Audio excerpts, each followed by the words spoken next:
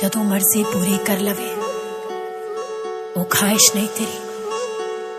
जदों मर्जी पूरी कर लवे वो ख्वाहिश नहीं तेरी। एक गल तू पल्ले बन जानी, ये पल्ले बन मेरी। वो होर होणगे जिन्हां नूं तू पैरां विच रखदा है। मैं प्यार हाँ तेरा, तवाइफ नहीं तेरी, तवाइफ नहीं तेरी।